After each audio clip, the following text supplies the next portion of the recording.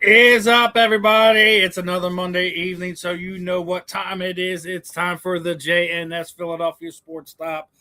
As always, I'm your host, as always, Steven Rychel, and the man to the right of me is Mr. Justin Fiorillio. Justin, appreciate the time, brother. We got a lot of stuff to dissect, break down, and kind of get right into this thing. But first, obviously, it's Groundhog Day yesterday, and Punxsutawney Phil's seen his shadow 6 more weeks.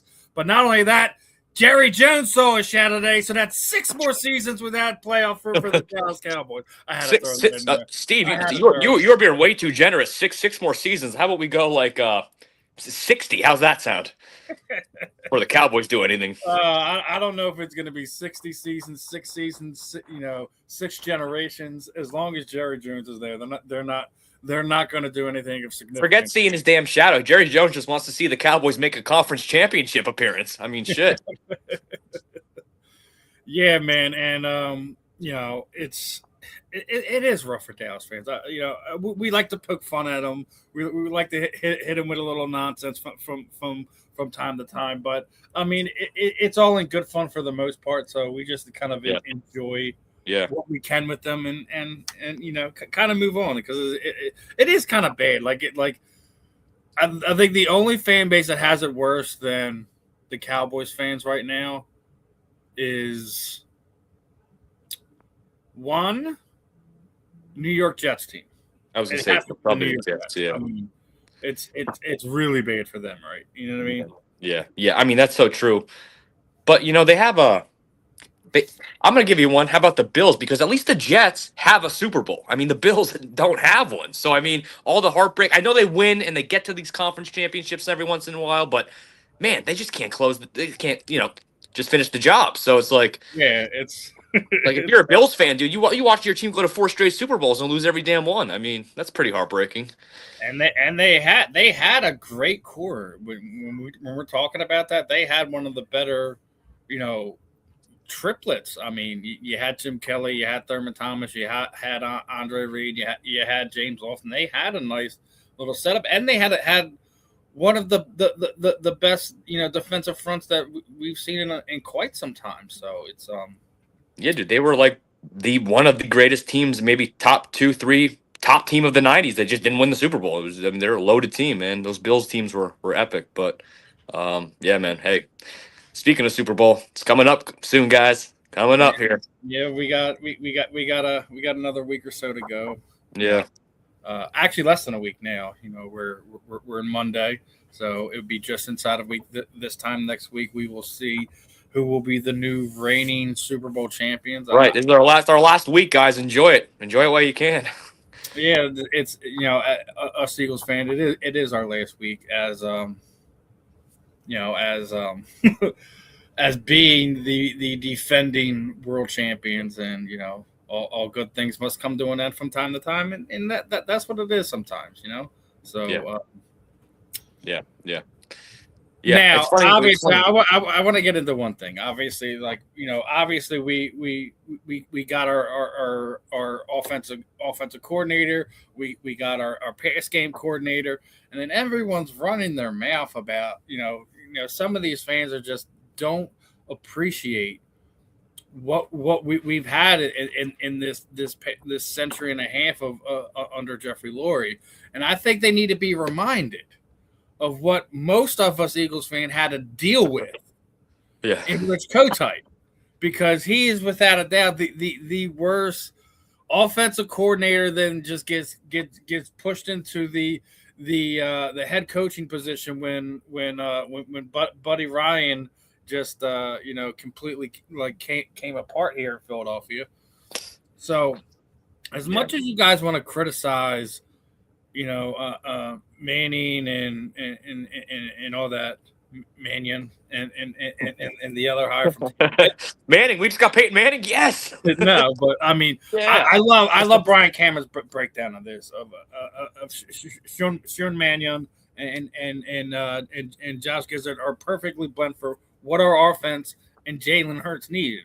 Manning is a quarterback focused, sequencing, coverage ID, footwork, timing, pre-snap answers, which we didn't have any of this past season. And Grizzard is a structural flow will incorporate motion, space, and formation stress. Clean pitchers so we're not having guys running things on top of each other, running into each other on the field. I think both of those guys help with both of our situations with what AJ Brown has been frustrated with the past few seasons, with making sure that Jalen continues to progress and hits that next plateau like we've seen him each of the past handful of seasons. So what are your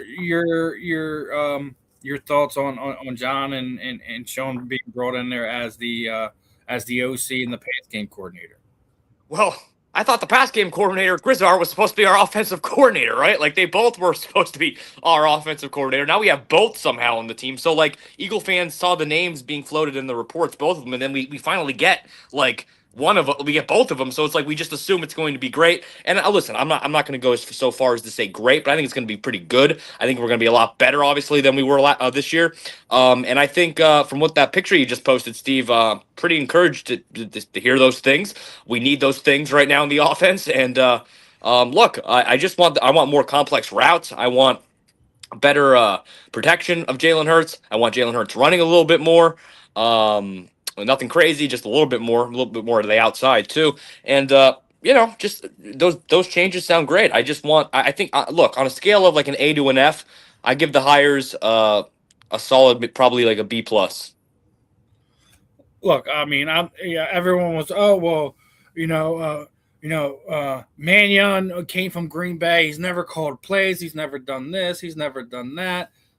All right. Well, what about, isn't that the same thing y'all guys said about Nick Sirianni, right? I think he's doing a pretty good job. Obviously, he's not going to be the greatest. It wasn't the greatest play caller in the world. He's not an offensive mind, but he gets this team up like some guys that don't have. And we talk about those X factors and things like that. So you have to sit there and just be like, hey, and take a look at some of these other things going on around that. You just can't ignore that there's other intangibles. You don't always have to go with the sexy name. You don't always have to go with the proven guy. Yeah. I mean, you talked about this. You don't need to you need the guy that's going to be here a few years. Yeah. You don't need the guy that's going to have, a great run with us next year, having, AJ back on track, Devontae Smith back on track, Saquon Barkley's doing his thing and stuff like that. Yep. To have him leave in the offseason. He's what? I think he's 33 years old. So you're gonna have a few years to be able to have this guy here, which is one of the things I was beating on the drum about. Nick Foles actually was in St. Louis when Sean was drafted, and he just was glowing about how amazing this guy was, just being a rookie quarterback and how him in the quarterback room, how he felt like, it's just like he had another coach behind him getting ready to try to take his job, right? Yeah, right. And Steve, I got to say something. I know Mannion never called plays like officially, but one thing I do like about Mannion that I don't believe Patullo ever did was play football at the NFL level, correct? So it's like, I think that's important. That's very important to put it to note that he's been out there in the trenches literally and played football. So, I know he's a backup. He's not, he wasn't a starter, didn't get a whole lot of playing time, but a lot of time those are guys that wind up being the best coaches. Right. That's why I was saying Nick Foles. I know we laugh at it and stuff, but hey, I think it's gonna within the next 5 years, Nick Foles will be coaching somewhere. I thought he was coaching like his high school team, like his kids. Yeah, but that's what I'm saying. Like at a like either collegiate level or in the NFL at some point in time in the next 5 years, I guarantee it. Just by how the way he talks about things, I think he's waiting for some of his kids to kind of get old enough where he doesn't feel as bad like not being there as a father. Yeah, that's probably when we'll see him kind of take those steps to do that. Yeah, but now obviously. What we were talking about with Jalen Hurts, he needs the stability. He needs this, and we're breaking it down, and this is just his pro level. we already know what it is. The past 11 seasons, he's had 11 different offensive coordinators. Yep. I think this is a very, very, very important hire for him. I think that when they all kind of I think what they need to be doing right now is, as soon as Jalen comes back from the Pro Bowl and everything like that, have him, AJ, Sean, John, Nick sit down and come and find what's going to work, what's going to make everyone happy, and what's going to get them back to the Super Bowl. I think they will do that, and I think that the Eagles fans will be happy with this. I know some of them are just like, you see some of these fans, they were like, oh, well, there goes all my Jim Bob Cooter jokes. Oh, yeah. Hey. I'm perfectly fine with having Mannion and Grizzard there. I mean, you can make some Grizzard jokes. I think you can. Give me damn it, I don't want to take up too much time on the show, but give me some time. I'll come up with some damn Grizzard jokes. I'll think of something. We'll get there. We'll get there, right? And look, I think it's fun. I think it's going to be an interesting offseason. We're going to see what direction they take. How do they retool and get ready for another potential January, February run? Yeah. Like we've seen each of the last every other years. Go to the Super Bowl in 22. 23 was a rough year.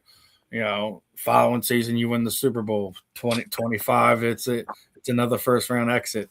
I mean, if we get another Super Bowl berth out of it in the following year, I mean, I don't know which Eagles fan would be upset making a Super Bowl run every other year.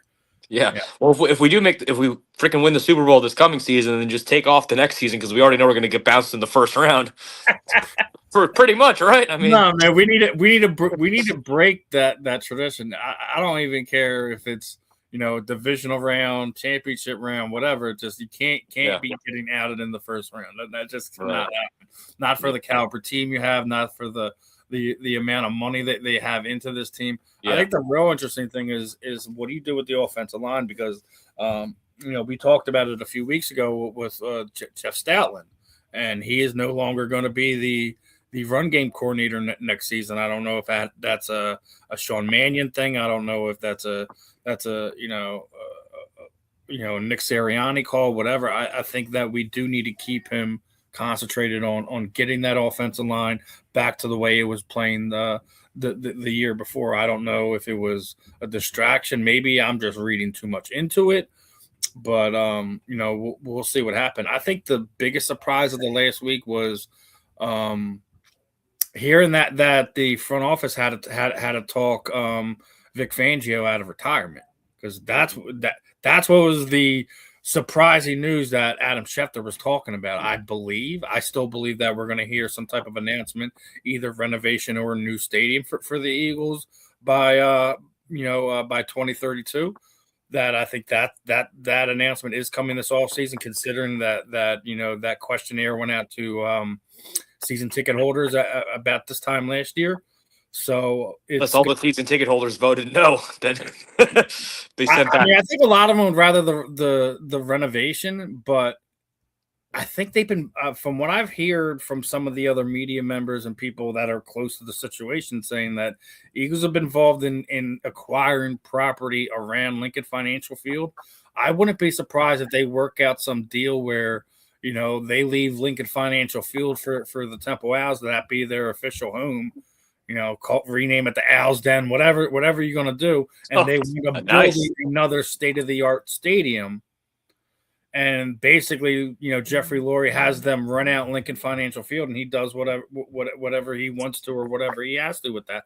I would love to see another state-of-the-art stadium. You got to think about it. It's, most stadiums are there for 20, 30 years before either they go to a new home, they move, etc.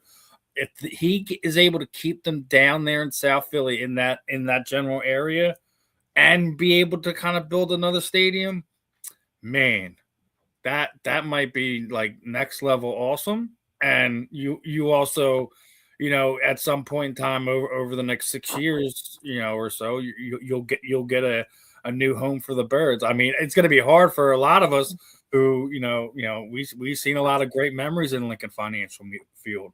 Yeah. Yeah. You know, a lot of people felt the same way when the vet was getting torn down. The vet was a toilet bowl, man. Let's be honest. Quite literally sometimes. Yeah, so like I mean, I was talking to I mean? Tommy Green. He was talking about seeing some animals run by him. He wasn't sure if it was a dog or a large rat or whatever. So, I mean, everyone has a horror story about Lincoln Financial Field, about Veteran Stadium. I think both, to be honest. But go ahead. I mean, we have horror stories with Lincoln Financial Field with some of those early losses. That my last time I was there, Steve, we saw my team got bounced from the fucking. Excuse me, playoffs. he's trying to keep his Philadelphia in him, folks. That's what it is right there. Excuse me. But I mean, listen. I hope that is the big change announcement. I do hope that there is no retirement. I don't want to see Lane Johnson retire. I don't want to see Vic Fangio walk away, because trying to replace Vic Fangio at this point in the game would be damn near impossible. Yeah. If this is Vic's swan song here in Philadelphia, that would also be heartbreaking too. I would like to see him at least coach 2 more years. At least I know Vic has been around the game sometime. You know, head coach that there in Denver, goes down to Miami, has that complete, utter disarray of a franchise there in the Dolphins, and he comes up here for the last 2 years, and wins a Super Bowl immediately. He's a Philly guy through and through. I would hope that we can get a couple more years out of him. But if that's what his ultimate choice is, that's what his ultimate choice is. I'm not gonna beat him up over that, nor hold him over the coals for it. I just hope that they do officially make sure that he is back in the fold for this year, because that would be rough to try to have a replace him right now. And speaking of replacing, it don't look like Mr. C.J. Gardner-Johnson is going to be returning to the Chicago Bears, as he's basically saying, he's too chill for this runaround. So I've seen this, and I obviously had to get your opinion on it. And I know you got massive love for CJ. With the fact that Reed Blankenship is probably going to garner top 10 safety money. Yeah. If you can get CJ in on a 1-year, 2-year deal that is under what you would have to pay Reed Blankenship, would you like to bring him back? Or we've already had the song and dance. We've already dealt with his brand of football and let him move on to where he's going to go next. Well, I think because what you just said, we've already dealt with his brand of football. I thought it was kind of mildly successful. I thought he played pretty well here when he was in Philadelphia. He had his moments. I don't get me wrong, but I thought both years he was here. This past season, Jalix Hunt led the team in interceptions. I'm gonna leave it there. There you go. Yeah. So look, I mean, C.J. Gardner-Johnson, I know he's been on so many teams by now, but I mean, he always seems to be productive every team he goes to, but he seems to be really productive when he's in Philadelphia. So I think, especially with Reed Blankenship on watch of maybe him going, you have to consider it at least. I know he's not. He's not no Ed Reed back there, but I mean, he's pretty darn solid. And he's, I know he's a hothead, but so is A.J. Brown. And guess what? With both of them, you won a freaking Super Bowl. So you can do it. So, yeah. Look, I got love for CJ. I do. Yeah. I'm not going to act like I don't. Yeah. But there's a reason why he left here twice. Once via the free agency, once via trade. Yep. You're right. He's it's a lot of the it's personality. He's a hothead. He really is. I mean, he's just. But listen, there's a way. Like that's Nick's job, man, is to deal with the personalities and find a way to get him to produce. So. Yeah. And to my point, he got him to produce the 1 year. They all, He got him to produce both years. It's just there was a mix up during the free agent year. Yeah. And I just felt that after the Super Bowl last year, just did too much talking on social media and all this other stuff, and just it kind of rubbed people the wrong way. And he was, he kind of outed himself in that manner. So Now, one of the next things I want to discuss, obviously, is the Hall of Fame nonsense, and T.O. is not happy with basically the Hall of Fame had a press release basically after the Bill Polian situation came out. It looked like that he had colluded with other voters to, hold Bill accountable for Spygate, Deflategate, whatever. Yeah. And T.O. just was not happy with these. Like, well, where was this when I was kept out of the Hall of Fame for 3 years? Like, we're NFL, the NFL Hall of Fame was basically sitting there saying that if they find any validity to this type of thing, that they will remove members and get new voters in there. Yeah. Let's be honest. What we've seen over the pace, week plus with what's going on in the Hall of Fame is just Let me propose. Yeah. More proof of what I've been saying. Like, you need to change some things up when it comes to the Hall of Fame. I don't care if we're talking about the NFL, Major League Baseball, and any of these sports. You cannot allow these people who have agendas and vendettas and etc. to have this much control over it. I think that you need to reevaluate this. I do think a lot of people were clamoring for was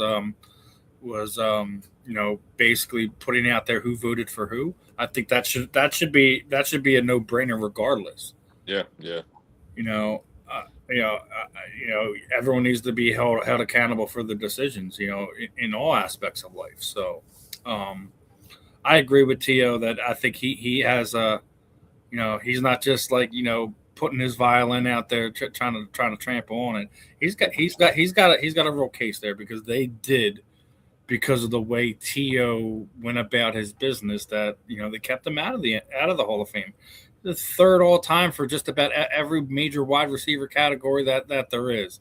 He should have been a first ballot Hall of Famer. There's not a question in my mind. We talked about this on Inside the Eagles with your guys, man. You can't. I'm not a Bill Belichick guy. I'm not a Robert Kraft guy. I'm not a Patriots fan in any stretch of the word, but we got two eyes and a functional brain. We all know Bill Belichick's first ballot Hall of Fame.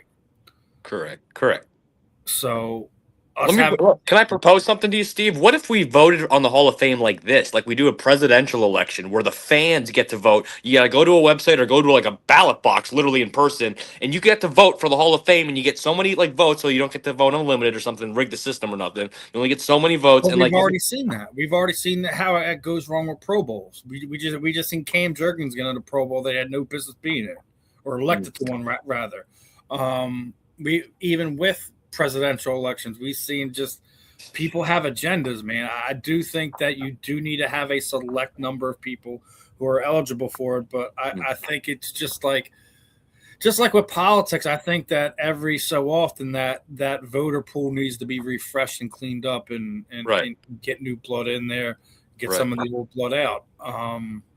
What are your thoughts on the committee in college football? No, but one of the things I did hear that would make sense to me, right? We'll get to your college football point in a second, but that did make sense to me is because of the way they changed the voting over the last few years, that coaches, executives, and the senior committee players all got bundled into one, right? And we've seen how large that senior committee finalist was this year. Roger Craig should actually be in the Hall of Fame.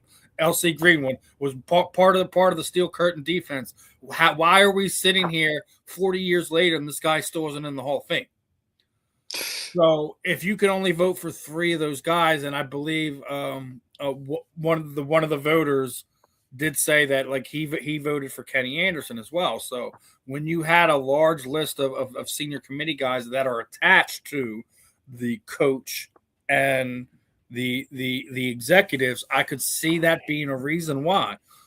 But Bill Polian didn't say that was why. He came close to sitting there. Oh, I don't even remember if I voted for him not, but he should be a Hall of Famer.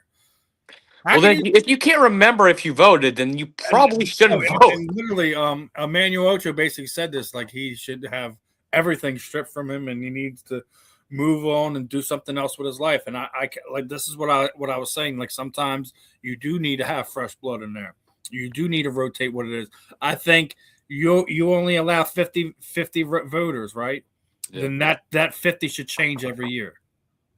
Don't sit there saying you can't be a voter multiple times over a 10-year span, but I think that it should be a continuing door of former Hall of Famers,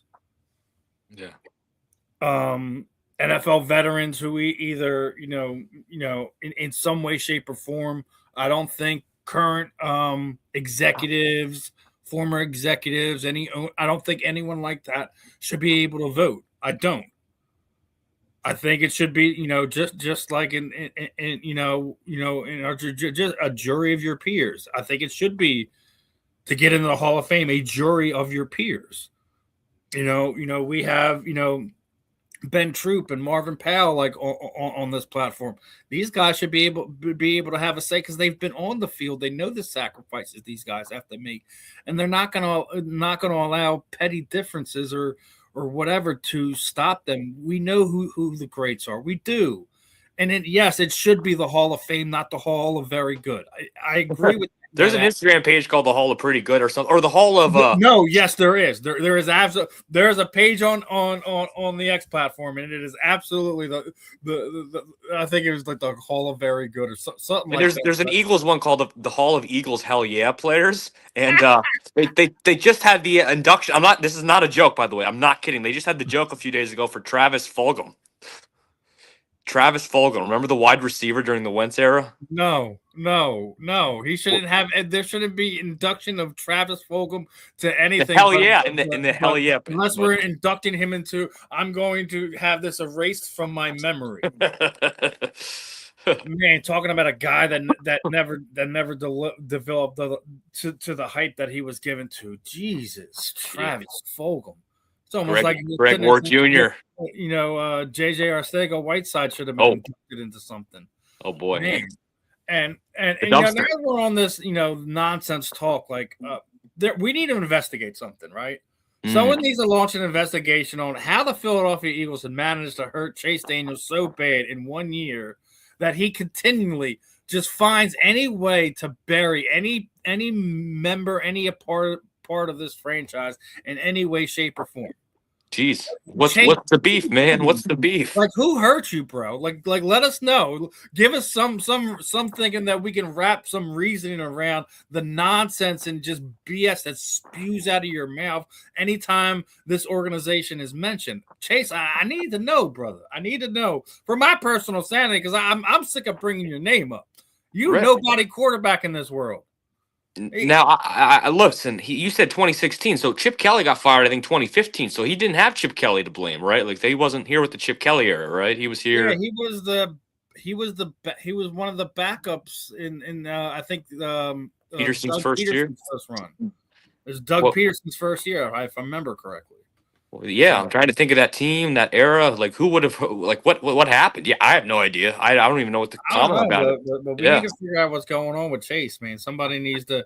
He's salty, man. He's pissed for something. I mean, I know you a giant, through and through at heart, Chase. Let's be honest. Yeah. You a giant, you a chief. I get it. It. You know what's funny? As fans, we always just assume the Eagles, for the Eagles, for example, we're all just one big brotherhood, right? But then you think about it, those 11 guys on each offense or defense, they individually are diehard fans of probably teams that aren't the Eagles. It's kind of funny how they all kind of grow up like that, but then they have to play for the Eagles. So it's funny. It's random, but yeah. Yeah, it is. Same thing with the referees too, which is kind of scary. They're diehard fans. They just won't say it or promote it, but they are. Yeah. It's one of these things where you just have to look at it, nod your head, and just be like, well, all right. But as we're getting into the first half hour here, I didn't get the reading immediately, so let me get it in now. And this episode of the JNS Philly Sports Stop is brought to you by Fight Wax.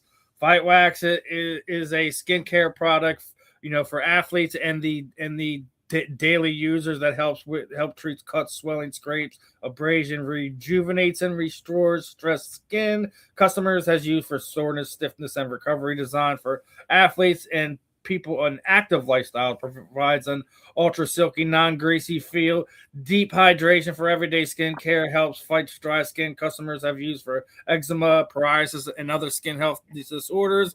They are also coming out with a fight soap for in the shower, and also have a specific thing for your pet. So if you got one of those pit bulls, and you know exactly what I'm talking about, they get red, they get irritated. This would be great for one of your animals as well. So guys, make sure you're checking them out, showing them some love.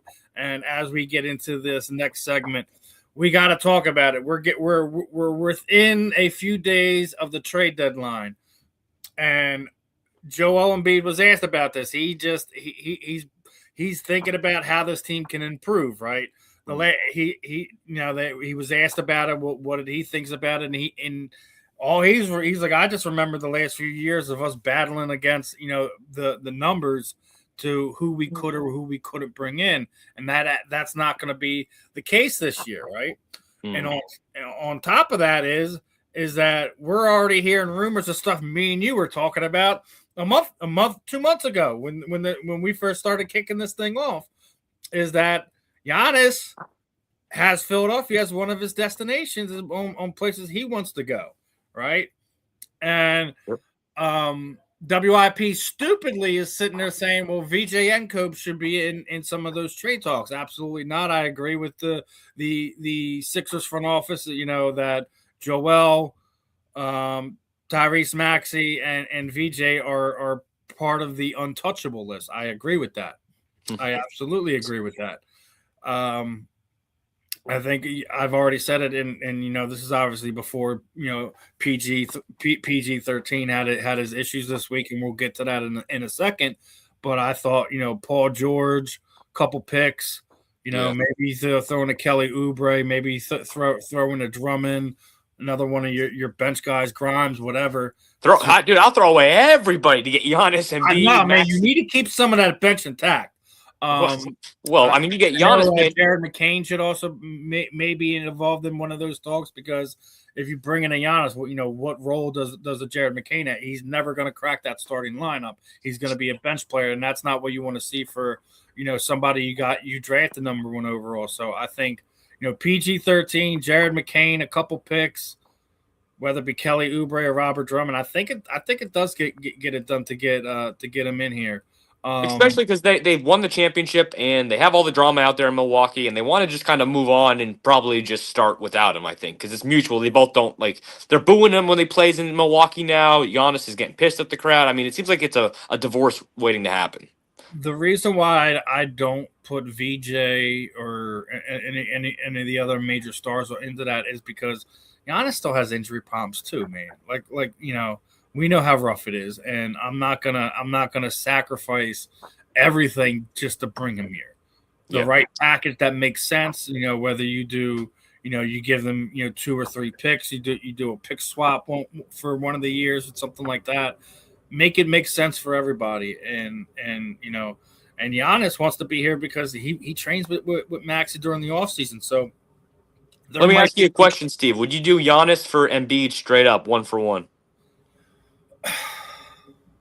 You asked me at the beginning of the season, I wouldn't even thought about it. But whoever it was that fixed Joel Embiid's knee, foot, leg, whatever. We need to give him a seat in the skyboxes and because what we've seen over the past few months with Joel Embiid, we're starting to see him round back into the best center in basketball. So if you're asking me right now, no, I wouldn't do it. And I've been, where I was a few months ago. I was being very, very, very hard on Joel Embiid for legitimate reasons. But looking how he's bounced back this year from the surgery, from the injuries, I'm just like with the rest of you. Every time he hits the floor, I'm holding my breath, gasping, like, oh God, please no, please no. Okay, he's bouncing back up. All right, there you go, Joe. There you go, JoJo. Yeah, but, that's how I felt every time Carson Wentz got sacked. But Joel Embiid is he's a part of this city, whether you like him, loathe him, hate him, indifferent about him. He's a part of the fabric of this team. He we were talking about it a few weeks ago. Like, he basically said if there is any deals to be made, and that if he has to restructure his contract, give away money, what he wants to retire a Philadelphia 76er. That means something, dude. Yeah. That tells you how much he's invested, not just with this city, but the team. That the money really doesn't mean as much as it may have, when he initially signed the contract. So yeah. No, I wouldn't trade him straight up. I think the package I laid out for you probably gets done. Yeah. Yeah. Well, hopefully. Yeah. I mean, look, we just know something's coming because, like, they're in a window right now and they have to close on it. I mean, especially. I think the East is wide open. And then when you look at the West, I mean, really, if you can vanquish OKC, if you can match up with them, which I think bringing a Giannis in here definitely puts you in that conversation. Who's to sit there and say we can finally shut up that the process was a success, right? We can finally put that to bed. Yeah. The process will be gone. Yeah. The process will be completed at that point in time. So I guess so. Yeah. The process. Hey man, the process just is still a process. It's never ending. It seems it's always good. It's just going, man. It's been going for 10 years, I think. The other side of that is the other news that came out about the Sixers this weekend. It wasn't good news. So, Paul George got hit with a 25-game suspension. He made it his announcement after the suspension came out and basically, apologize to the fans, to the city, the team, about he was having some type of mental health disorder issues, and he took something that he probably shouldn't have took, and there were some banned substances there. It was not a PED. That we know for sure, just because of the number of games that he was suspended, right? Yeah. But if he really absolutely was taking something for mental health issues, and the NBA suspended him for it, who does this look worse on? I mean, granted, Paul George made a mistake. Let's be honest with that, right? Yeah. We're humans. We do make mistakes. We forget things. Sometimes when we're in one of those situations, you're not going to go, regardless of what type of job you have, you're not going to go and check and see what's on the banned substance list and see if you could take this or not. You just want to get the relief right then and there and get you in a better headspace. Yep. So I'm not going to beat up PG-13 too much for this, but I really do want to question the NBA if you know what this is for, and if it really is something that is supposed to be used for his mental health. Like, what are you doing, dude? Are you trying to put him right back in that place again? Yeah, I mean, I'm not sure what really went on here, because it does to Charles Barkley's quote. If you look, he says it. It sounds fishy. Yeah, it's so vague because it's like, okay, you said it's not the PED, so it's obviously a substance that he was taking for his mental health, some type of drug or something. But it's like, what was it? Was it marijuana? Was it pills? Was it suspending them for marijuana? That's even worse. Yeah, that's even worse. Because I think that's probably leaning towards what the suspension likely was, because it sounds like it's one of the substances that when they do the test and drug test and all that, you can't have it in your system. But then it also sounds like Paul George was saying he was using it for those reasons, to help him. So it's like, it sounds like that's probably what it was. That's my guess, actually. If I had to pick one, maybe. I know you might think, I think you mentioned earlier, possibly like the pills, but nobody knows. And that's the whole point of it is we don't know. And, especially when it comes to medical stuff in the United States, there's those HIPAA laws, man, so they can't kind of come out with it. And unless Paul George openly divulges it himself, then we may never know exactly what happened with it. So, I mean, it's one of the things that we have to kind of scratch our heads and think about. But it's gonna suck, missing him for the next 25 games. And like you said, we were just trying to talk about him potentially being involved in a trade. Does that exclude him now and make it even harder for the Sixers to potentially go after some other star? I don't know. I'm not, I don't have a crystal ball in front of me. I don't know what the exact bylaws of the NBA's, trade policies are when it comes to stuff like that. So I don't know how that's going to affect it. But yeah, it definitely hurts a team that is trying to put together a run and play well into April this year. So we'll see how this all plays out over the next few months. Yeah, man, I'll take a 2022 Phillies run with this team. I want us to make the finals and then lose or something. Like, I don't care. Just I want us to do something. Listen, we make the finals. I don't care who we playing. Well, true. I don't care who we playing. If they actually make the finals, I mean, we're going all out. You have to. If you make it, actually make it to the Eastern Conference Finals, win the East. Yeah. I listen. I don't care who we're playing. Yeah. I don't care if it's Utah. I don't care if it's OKC. I don't care if it's the Minnesota Timberwolves. I do not care who it is that you should absolutely beat them. Yeah. You have one of the best centers in basketball. You have who I think is going to be the rookie of the year in VJ Edgecombe. You have Tyrese Maxey. You have 3 stars on there. And if you add another one in the next week or two at the trade deadline, oh my gosh. Yeah. Yeah, exactly.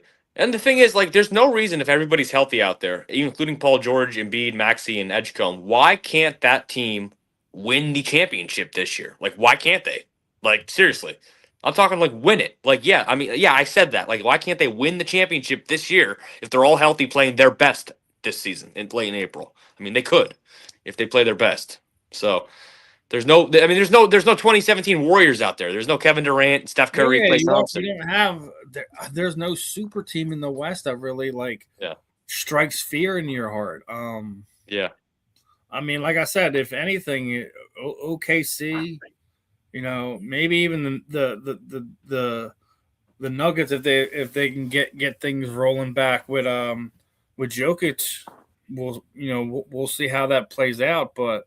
Yeah, I mean, I think as Sixers fans, we don't really take it seriously. Like, we don't feel like they're title contenders because the Sixers, something's gonna happen. Look at Paul George, 25, But it's like we should kind of feel like, well, damn, dude. I mean, they could win the title if they're just healthy and we just get to April by now and see what happens. Make a run. Yeah, they do need to make a run. It's long overdue for our Sixers. Yeah, dude, they're doing these tribute games like last night or 2 nights ago for the 0-1 team. Like, how many times can we honor that 0-1 team, that Allen Iverson team? It's like, it's crazy, dude. It's like we can't keep living in the past, man. And then AI has been in the news for the wrong reason last week too. Yeah, you hear about that? Oh, I mean, who hasn't? Yeah, I mean, who really knows what happened? But it sounds like where there's smoke, there's fire, and there's certainly something that happened, and it's disgraceful if that's what occurred. So, he's basically from, I don't know if it's just being spun or whatever, but I think there was logistical stuff on the back end that wasn't done properly. Yeah. And from what I'm understanding is the reason why I think he was so standoffish with some of it is because he had already did an event that day. Yeah. And I think whatever happened, I don't know if his calendar got mixed up and there was a double booking that day or something like that. But it's one of those things where it's especially rough when you have kids that are involved and kids that have terminal illnesses as well. But he's basically denying almost half of the reports that were put out. He does, the report that the parents weren't allowed in the room was more of a capacity thing, not like they didn't want you in there. But I just think there's a more to that story than it has initially came out. Yeah. And well, my thing is if Allen Iverson was coming out super happy, hey, what's up, everybody, shaking hands, taking autographs, pictures, blah blah, talking with everybody, blah blah blah. Why would anybody go write a report like that? Something had to you know what I mean? Yeah, like I said, I think that it's probably along the lines of what I was saying. I think that there was multiple bookings. Yeah, it's either that or like he didn't know what he was supposed to be doing, and then they were just expecting X, Y, and Z from him. Yeah, or it's the other thing. It's he wasn't paid properly. Yeah, and I hate to say that, but listen, I mean, like we all feel some type of way if you don't get paid. I mean, to do what you're supposed to do. If you're promoting an event to do something Yeah. and you're not, and what you've asked for hasn't been taken care of, yeah, would you be happy to do something that you're not being compensated for, regardless of the fact that it is kids with terminal. We've seen him do how many different type of those events here in Philadelphia, and he's normally like the bubbly guy jumping around. So like I there could, like I said, there's more to that. Just like we were just talking about with Paul George, there's more to that than what we're being told. I think with this case that there's more to that that's being told. I don't think that Allen would go out there and just intentionally do something like that. That's not what I've heard about him. That's not what you've heard teammates and other guys refer to him as in that aspect. This isn't the guy from 15, 20 years ago. So we'll see what comes of that. But it's it's definitely rough when obviously he's probably over the last several decades, he's arguably the most popular Sixer, in Philadelphia. So, I mean, you'd want to hope that it's not, but I always hold my venom till I know 100%. I mean, you did have a former NBA player basically said that he was there with his kids, and he didn't have anything nice to say about Allen. So you never know what it's going to be, but we'll find out over these next few weeks if it's legit. Was there other stuff going on behind the scenes that we didn't know about, or what? But I don't think Allen is untouchable or somebody you can't hold accountable for their actions, stuff like that. But we'll find out over the next few weeks if everything is what they say it was. That we will. Yes, that we will. And with that being said, 9 days, brother. 9 days. Wow. That's how close we are to this baseball season. And I'm not as excited as I would like to be. Yeah. But that being said, still a tough baseball team you got out there. I mean, there's question marks. Obviously, you retool your bullpen, which I didn't really think was too much of a problem. I think it was more of a money thing. Yeah. Robo retires. David Robinson retires, so that that frees up some more money there. You're gonna have to see what Justin Crawford is gonna be in the outfield this year. Mm-hmm. You bring in Alardo Garcia as well. Definitely an upgrade, at least in outfield. Yep. He does have a tendency to get a bit of the K's, so to speak. Yeah. I mean, let me ask you a question, Steve. Do you feel like because the Phillies didn't go after the big name this offseason that there's a little less pressure on them? Because if they get the big name, they get Bo Bichette or something, then it's you kind of raise the expectation level a little bit more, where it's okay, guys, you got to get it done. But now the expectation level is what it is every year as far as this Philly team. When you're that much over the luxury tax, and you don't deliver, it didn't matter if they didn't get Bo Bichette or not. A lot of people feel like they're basically running it back with the same team. It's not the same exact team, but it's not, you didn't upgrade a lot of areas. You have question marks.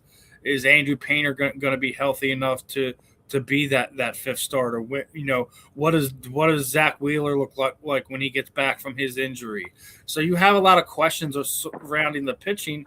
I do feel like having Mattingly there is going to help the bats a lot more than people expect, just because when you have that kind of caliber coach that was a high level player like Don was, being your bench coach, so he's able to kind of do a lot of things and help a lot of the guys out behind the scenes. I think that you might see a little bit better discipline out of the boys this year. So you might have not get those bait strikes, that you might be playing a little bit old time baseball, playing small ball at times, where you don't have to sit there and live and die off of the bombs. Yeah, that's basically what it is. We basically lived and died off of the long ball the last few years, and I think it's a formula that's led us to disaster. If you're really asking me, but we're gonna see what it is. Obviously, I do think that the expectation is basically that it's going to be the same output right now. You're going to get this. You're going to get the because everyone feels like they're just running back with the same team. So we're going to be a first round exit again. Is kind of where the fans' expectation is. To kind of answer your question there, I do think that regardless of what the fans' expectation is, we assume that they're going to break our hearts again this season. Doesn't mean that the expectation isn't for them to contend and or win a World Series this year. Mm-hmm. You have Bryce Harper, you have Kyle Schwarber, all like kind of getting to the back end of their prime, so you don't know what you're going to get out of them. You bring back a JT Realmuto for the next few years, so you're going to see what little more you can squeeze out of him. And like I already said, like the bat put aside, just him running that pitching rotation is going to be way more invaluable than anything else that he does. He could very well hit 250 this year, and I really could care less. Yeah, man. I just look. The team. I mean, they could make a run. I mean, they're so talented enough still, but it's just the problem is, man, you got a lot of competition in the division, in the conference, in the league now. I mean, you got the freaking Avengers out there in LA. I memean, so you got it's just tough, man. It's tough. It really is, man. It's just but you know what's funny is like we all sometimes when you feel like this, you get a little surprised. I remember going into the 2017, just not to change subjects, Eagles season. Nobody had the Eagles winning the Super Bowl that year, if you remember, going into the season. Nobody really thought they were going to do anything, and then they just had this magical season. So I mean, you just don't know. And I just want them to. Hey, man, there's you said 9 days left. Maybe they can make a move in those 9 days. You never know. I mean, yeah. I wouldn't rule it out, but it's one of those things where my expectation with them is where it is at right now. They have more questions than answers, in my opinion. Yeah, and they just have to go out there and prove it, and that doesn't mean they're not capable or they won't do it. It's just I've seen what this team's done over the last handful of years, so I've kind of tempered my expectations on what I expect out of them, regardless of how I've tempered myself to not be hurt by this team, so to speak. But it's also I still you have enough money that you put out there, you have enough. Whatever that you're putting out there, that I still expect you to be more than just a team that's competing in October. We weren't blown out by the Dodgers last year, were we? No, we weren't. No, it was one of those things where they got hot at the right time and our bats disappeared at the wrong time. I do think that we can contend with them regardless of how much money they spent on whatever different players this offseason.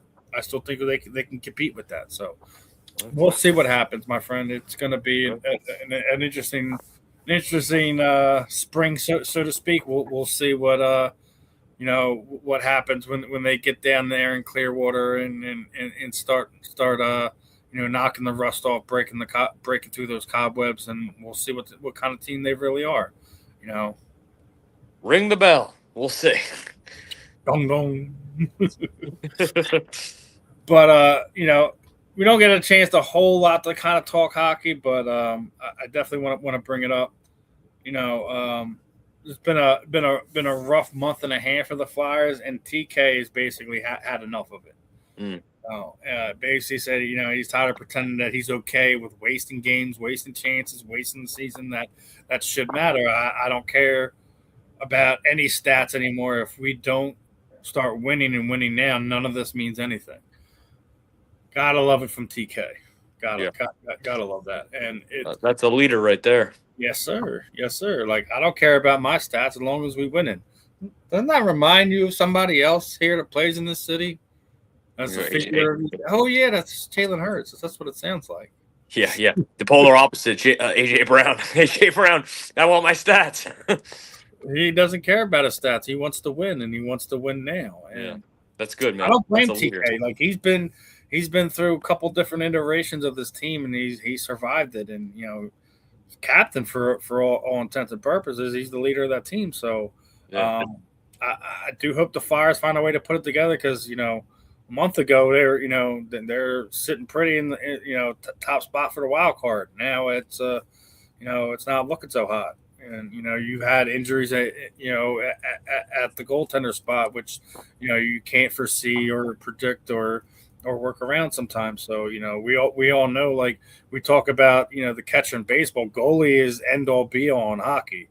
Yeah, the goalie is. Anyone who watched Dominic Hasek basically carry Buffalo Sabres teams, during the 90s and early 2000s, know exactly what I'm talking about. You don't have the backstop there, and you're in a whole world full of trouble. So, we'll see what the rest of the season holds. But as we getting ready to wrap this one up here, I guess throw it over to you, Justin. And anything you want to talk about? I know you just got gifted a custom jersey from your boy, Justin Brown over there. I actually had no idea. He was like, "I have a jersey for you." He didn't say it was a custom. He didn't say it was my name. He's like, "I have a jersey for you in a season. I have a jersey for you." I'm like, "Okay." I get there and I'm like, "What the?" Yeah. Thanks. Shout out Justin Brown and Jermaine from Icon 411. They held a comedy show last night at the Borough in Downingtown, and they gifted me this awesome custom Eagles jersey. My Instagram handle is Justin_Fiorillio 94. I was born in 94, and the jersey says Fiorillio 94, so it's pretty dope. And I can't thank him enough. I do want to say just the one last thing while we're on the platform, just 1 second. Just an rest in peace to Carl Henderson, the owner of Carl's Cards, who just unfortunately passed away unexpectedly and shockingly just a day or two ago. He was the owner of Carl's Cards in Havertown, PA, and he brought in, folks, some of the biggest names: Flyers, Phillies, Eagles, AJ Brown, Brandon Graham. I mean, I've been there for 3 different signings: AJ Brown, Swift. Yeah. And there's another one. I forget which one. There's so many. It's hard to remember sometimes. He's always bringing in, the big signings and the names and whatnot, and it's just so sad. So just prayers to the family and all that, and it's rough. I'm glad you mentioned it because I totally forgot to bring that up. Because I do remember I seen Chris Tarian say something, and a bunch of other collector guys in the area on my feed were saying stuff. So and to all our viewers, like I know we're not all the viewers aren't in the Philly area, but everybody in Philadelphia kind of knows who Carl was and Carl's Cards and whatnot. So it hurts the community. He was really well known, I think, especially I see it now on social media. Well loved, and he's definitely going to be missed. But as we're putting a bow on this one, guys, if you're not going to be catching us for the podcast and you are in the Philadelphia area, make sure you guys go down to the Xfinity Live Arena this weekend. As BKFC's in town, I'm definitely going to be there as a credentialed member of media. We're working on Justin also getting his. So regardless if he gets on his own or not, I already talked to my boy Chris. You are going to be there, brother. You're going to be there. You're going to cover. You're going to be a credentialed member of media one way or another, whether it be on your own or through the graces of your connections with your good friends over here. So it's definitely going to be a unique experience. As it sits right now, right this exact moment, they have already broken the combat sports record for attendance in the Xfinity Mobile Arena that they set last January. It's already been broken. There's going to be more than 20,000 fans at the Xfinity Live Arena. So, guys, there is a pre-fight press conference Thursday at 2:00 at Live down there in Packer Ave. The weigh-in show is Friday at 6, and I